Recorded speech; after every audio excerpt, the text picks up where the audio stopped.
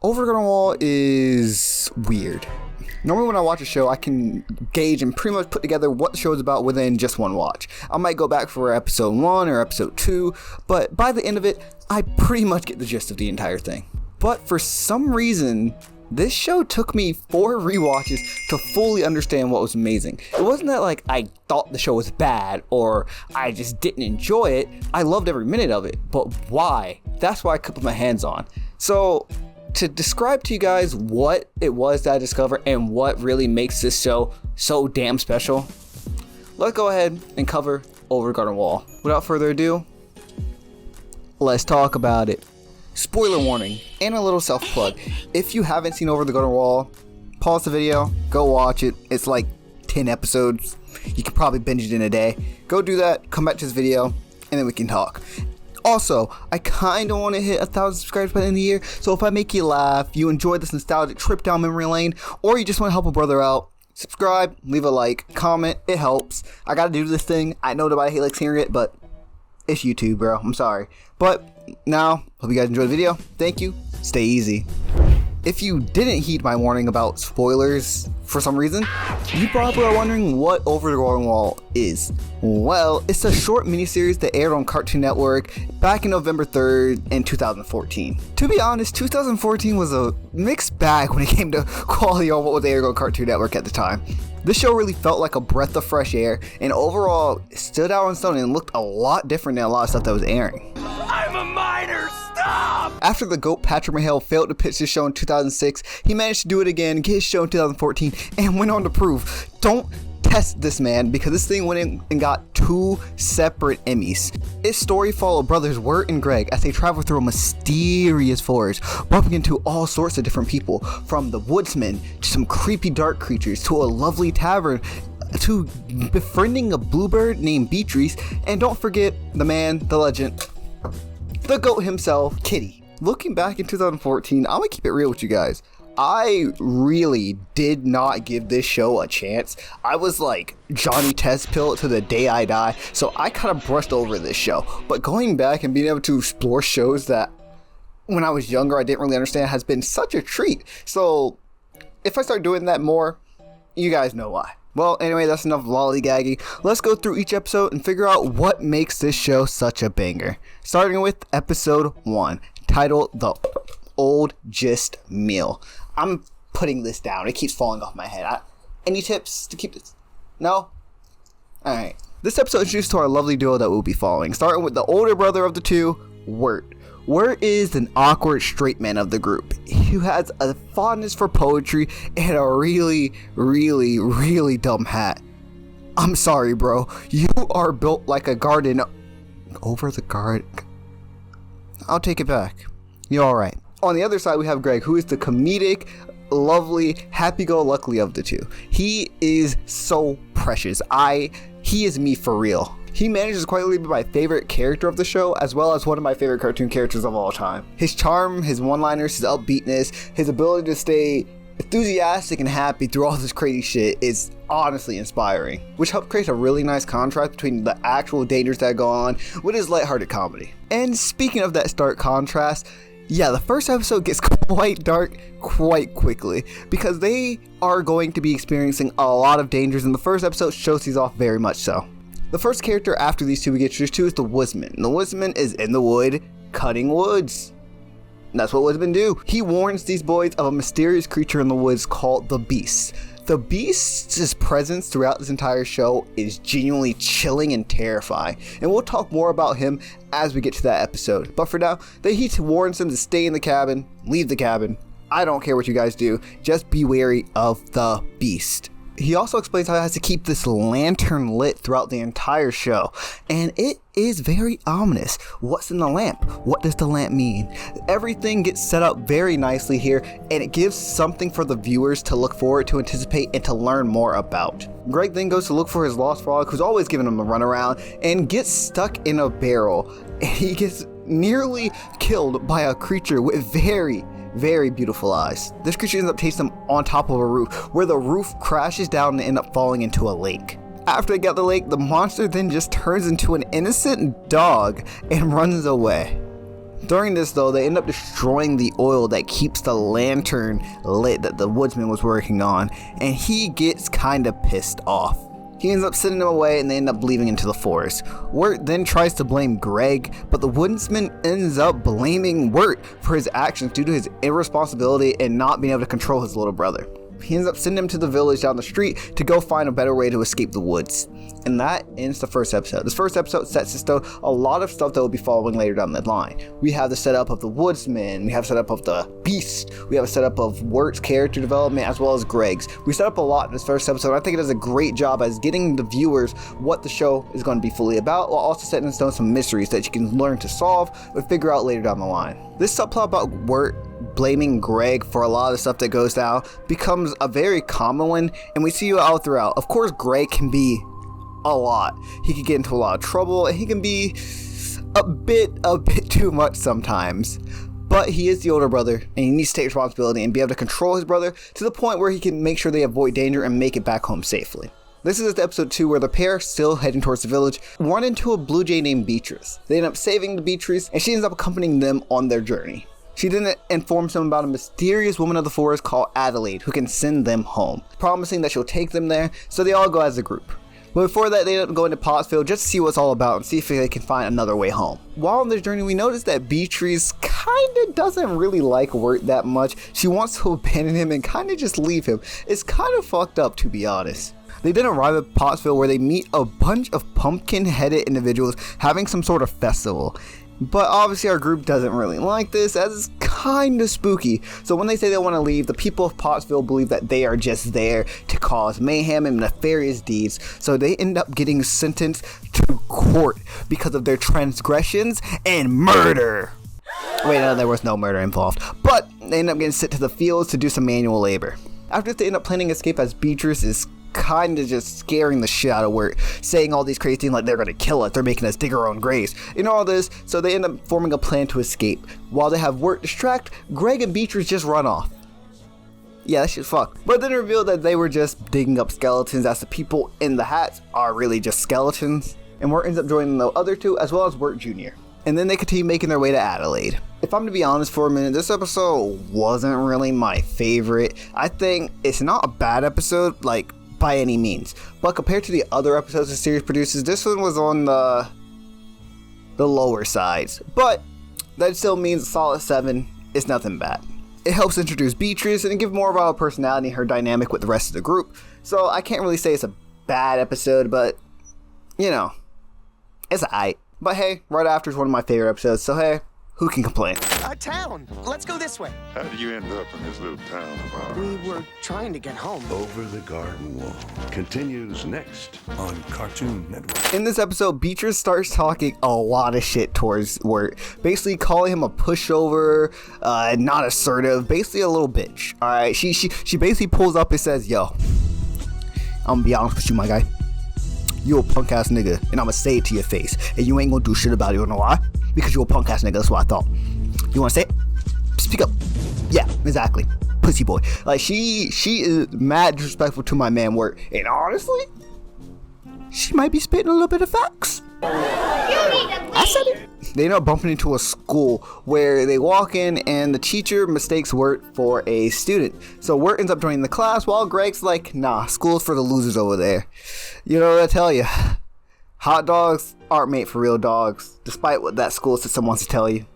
We then hear about a tragic story from the teacher about how her love Jimmy abandoned her and her father is struggling to keep the school up for teaching these lovely poor animals how to read. Oh yeah, I forgot to mention, the school is a school for teaching animals how to read and count and talk. She also mentioned how there's a wild gorilla on the loose. Put a pin in that. It's really cool though, because she seems to be trying to use music to teach these animals how to speak, and I think that's a really cool concept. Greg outside talking with the other animals that didn't want to go to school ends up running into, you guessed it, the gorilla, ringing the bell and sneaking inside for mealtime. Whereas on the other half, with our lovely duo of Beatrice and Wirt, Wirt is being kind of a little petty because after being called a pushover, he's just going on with anything anyone ever says, but he's doing it in a way where you know he's doing it just because she called him out on it. During mealtime, it's a little bit depressing though, because all the animals are sad, the mood is very down, the food is kind of trash, but Greg comes in with a clutch. he gets the teacher to play a better beat, and he starts singing a classic song that got stuck in my head for way too much. And while writing this video, my god, it was stuck into me. He starts talking about, you guys know it, potatoes and molasses. If you want some, oh, just ask us. You know that? Honestly, most fire bars, top 10 writers that Eminem's afraid to diss, if I'm being honest with you. But this gets the energy of the class up and everyone's a bit more lively. But the owner of the school, her father, comes in and shuts all that shit down, taking their instrument as he figures this is a waste of time and isn't going to help the school grow as they are struggling financially. After that, they get sent into bed, and Wirt and Greg end up sneaking out and seeing him crying about the situation. Greg then forms a brilliant plan, and as he's asleep, he steals the instruments. Greg ends up saving the day by setting up a concert with all the animals, raising enough funds to keep the school open. And to tie up loose ends, the gorilla attacks. But plot twist, you didn't see this coming. The gorilla all along was just Jimmy. Jimmy would join the circus to pay for the wedding ring for this lovely lady, but he got stuck in a suit and he couldn't really speak in the suit, so people thought he was just an angry gorilla when he just needed help. But they ended up getting married and having a happily ever after as our main trio sets off to continue their adventure. That episode was extremely sweet, just like some potatoes and molasses.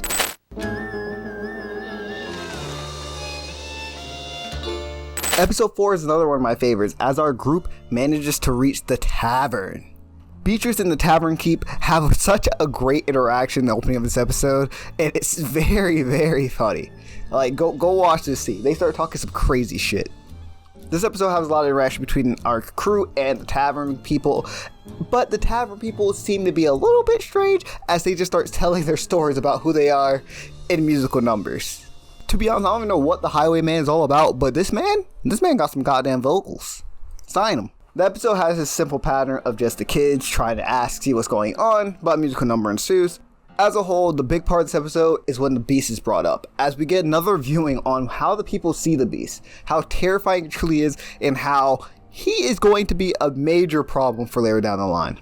We also then learn that maybe the woodsman isn't who he says he is, as we learn that whoever holds the lantern is the beast. So that brings a lot of questions into the story and what that could possibly mean. We then learn that he's not really the beast, as the woodsman and the beast end up having a confrontation, setting up the mysterious overtone on why the woodsman is working with the beast and what this all could truly mean. Then Beatrice screams from the woods as Wirt and Greg head out to try to save her. In a situation that looks like Beatrice is getting turned to an idlewood tree, they end up rescuing Beatrice and getting out of there, suspecting that the woodsman is up to nefarious deeds. They end up knocking on the lantern, but then the real beast shows up. He ends up fixing the lantern, and we learn that the reason that the woodsman is working with the beast is because he's telling him that the soul of his daughter is in the lantern. Damn, that episode set up a big plot point with that last one. Go save your friend and get yourself home. Quick, in here. Greg! Over the garden wall. The next chapter continues tomorrow at 7, 6 Central from Cartoon Network.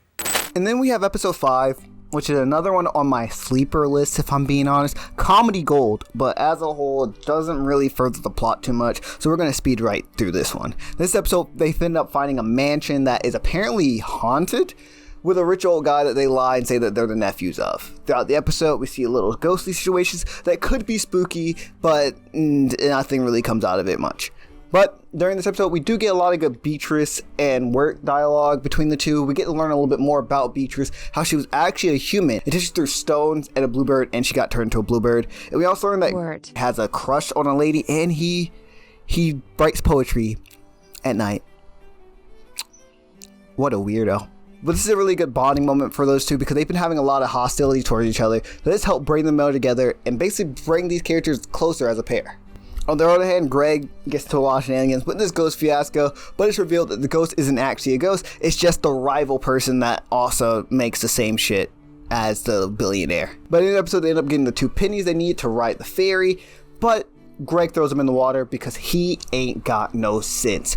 That is a raw ass line. No, that line is raw as fuck. He stood on that shit. I ain't got no sense either. Put that shit on a shirt. W. Over the Garden Wall continues next on Cartoon Network. In this next episode, we get another comedy-centric episode, but I don't think it's a bad thing, because it also serves as a good bonding moment for all our group. As we see now, for some reason, Beatrice is starting to look down. It seems that she was enjoying this whole experience, and she's enjoying the company with these two. It seems she's not very excited about them reaching Adelaide. We don't know why specifically, but it sets up some very interesting tension there. But in this episode, we're on a boat full of frogs that they snuck onto, and they end up having to disguise George Washington. George Washington's the frog. The frog's name changes if you can't get my bit. Since the president's naked, that is very awkward. So the cops notice them and they all run away. They end up stealing the outfit of a band member and being forced to perform on stage. They get Wirt to play the bassoon, and George Washington apparently has the vocals of a goat. Sticking out your yacht for the Rizzler. You're so skibbity. You're so phantom tax. Aside from that, though, seeing Wirt finally pushed through after the motivation of Greg and Beatrice to get him to play the bassoon was really sweet. It shows a little bit of development for Wirt and his confidence as a person, and I really enjoyed that. After this, they end up getting to their destination where there's a little break, so they end up sleeping in a pot of mud. Beatrice is still quite down and being a bit secretive about what's going to happen when they reach Adelaide. We get this really cute moment between Beatrice and Wirt where she virtually calls him kind of a loser in the real world, but she says here he's like a hero. Why would he want to go back? And it gets Wirt actually quite thinking, why would he go back? Here he is kind of a hero. He is kind of an adventurer. He is kind of just not his actual self to him, which is very crazy when you think about it. Wirt sits there and actually contemplates this, why would he go back at this point? And then Beatrice say, yeah, well, guess we're staying, and she flies back off during the night. We then learn that there's another reason that she was bringing them to Adelaide. It seems that Adelaide doesn't really have a help, but she's looking for 2 child servants. Whoa. And that explains why Beatrice was out there looking for the kids. They end up chasing after Beatrice, and after overhearing everything, Adelaide catches them. They then think that Beatrice has betrayed them, so Wirt and Greg escape and they run away. And they also grab the goat, Benjamin Franklin, and they head on their way, being super duper sad and disappointed. Because this ending really did feel kind of bad, because it seems that Beatrice has grown an attachment to these two and she didn't want to end up giving them to Adelaide. And it very much hurts that they don't understand this was a misunderstanding at this moment. So seeing the group get split up like this, that shit hurt. Quick, follow that dart to another mysterious adventure. The next episode, Greg and Wirt are traveling through the forest while they meet the woodsman again, who warns them about the beast specifically looking for them and wanting to consume their souls. Throughout this, though, we see that Wirt is extremely hurt about Beatrice's betrayal, and he's trying to hide it, but it's all over his face. We then get to a house where they see this little lady cleaning.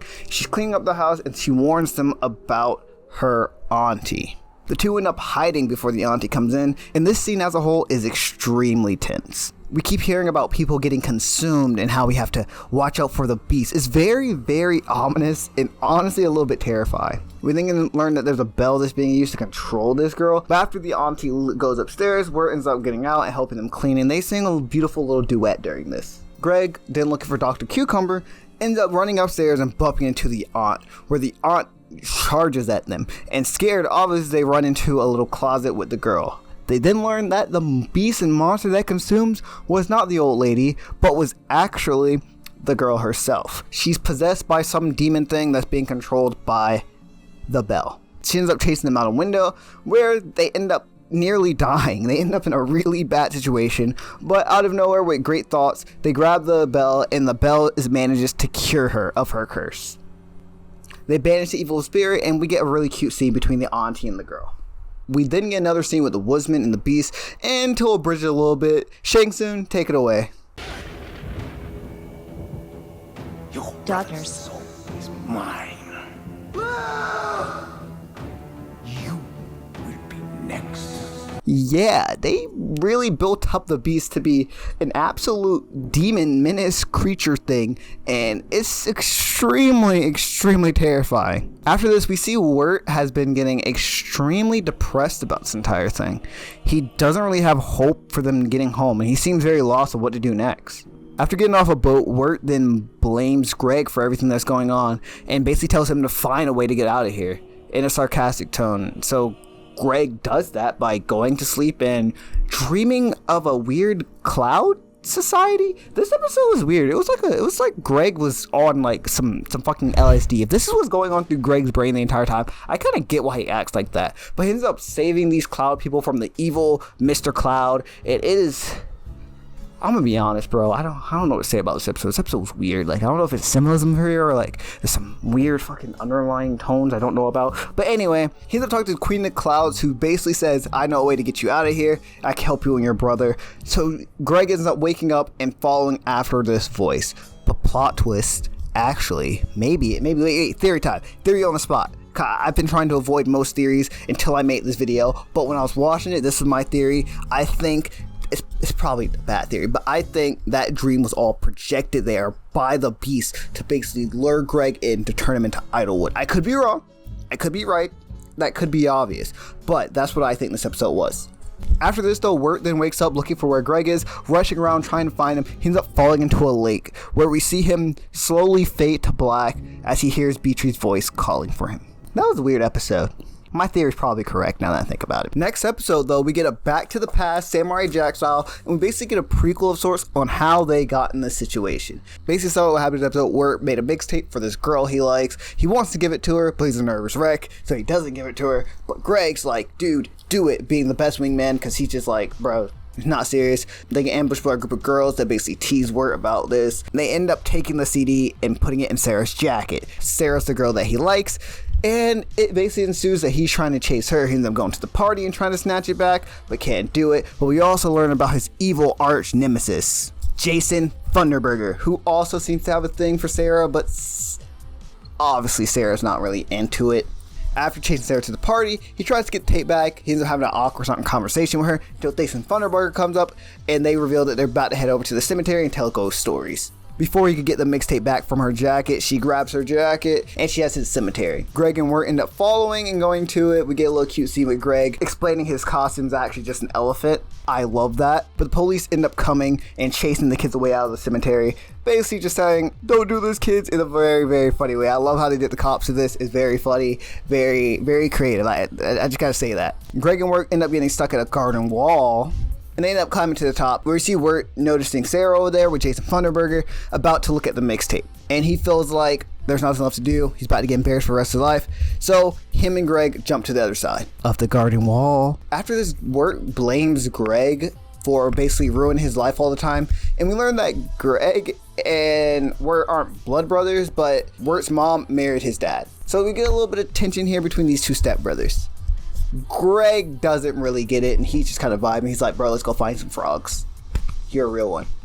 But the two end up getting stuck on some rail tracks where a train comes. They end up falling and rolling down the hill into a freezing lake of water.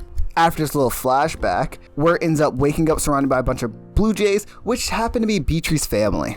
They keep him safe from the snow, but then Wirt heads out and tries to find Greg. This story gave us a little bit of heads up on how they winded up in this forest, but also questions and gives me more questions than answers.